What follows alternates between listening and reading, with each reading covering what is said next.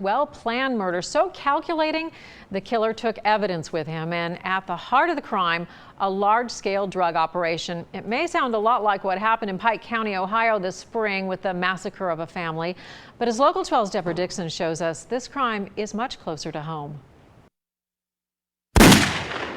Someone came here to murder. It certainly seems that way, yes, ma'am. We've never had a major crime like this anywhere near this house.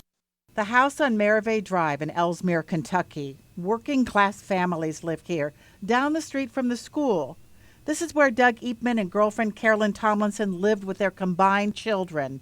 And this is where they died, in their sleep, both shot in the head on April 6th.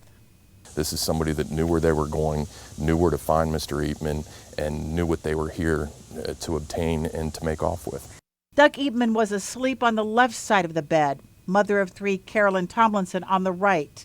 Police believe Eapman was the target. They say he was selling drugs again. He got out of prison last year after pleading guilty to engaging in organized crime in 2010. Eapman was the leader of an interstate pain pill trafficking operation. 9 others were charged, including family. The killer or killers had been here before. They walked in the front door and went right to the basement bedroom. We believe that they knew where they were going, they knew why they were coming here, and it was very organized and very quick, and someone had to have some insight to the layout of the house and maybe prior knowledge of the items that were taken. Detective Embry doesn't want to say what was taken, but it was valuable and hidden. The shooter scooped up shell casings before leaving, just like in Pike County, where killers shot 8 members of one family as they slept in 3 different homes. They were familiar enough with those homes to bypass security systems. And in both cases, young children were not hurt. There's similarities between both, but I think the similarities are more related to the inherent dangers of the drug trafficking business than the manner in which all the victims were killed.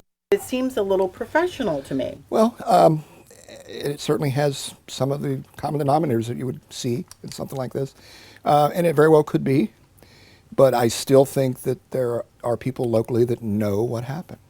Police believe the killer or killers knew to go straight downstairs where Doug and Carolyn were sleeping and knew not to go upstairs where 4 children were asleep. I don't sleep. Only time I sleep is if I'm at my friend's house. Tomorrow, we'll hear from the 12-year-old girl who has to live with the haunting memory of finding her murdered mother. And what is in that envelope in Doug Eapman's case file that was sealed by a judge? Could it be a motive for murder? Deborah Dixon, Local 12 News. And don't miss that tomorrow at 6. There is a $2,500 Wheel of Justice reward for the right information. It would be paid out through Crime Stoppers, which means you can call the hotline and not give your name. The number is 352-3040. The city of